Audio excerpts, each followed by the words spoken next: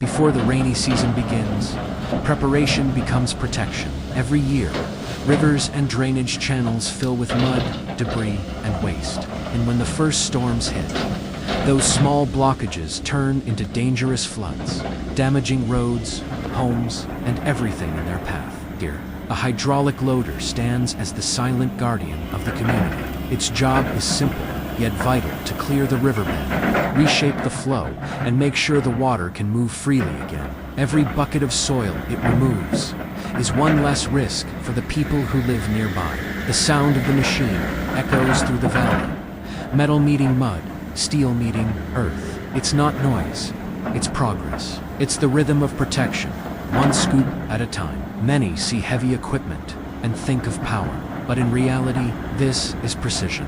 The operator works carefully, maintaining the river's balance, clearing enough to protect, but not too much to disturb nature's course. It's a dance between man, machine, and the environment. These preventive works often go unnoticed. No one celebrates them, yet when the rain comes and the river flows safely under bridges instead of through streets, this is the reason why. This is engineering as service, not just construction, but protection. Every project like this reminds us that good infrastructure isn't just built, it's maintained. Small efforts today prevent disasters tomorrow, and behind every safe season, there are workers and machines like these, doing their part quietly, efficiently, because sometimes the most powerful work is the one done before the storm arrived.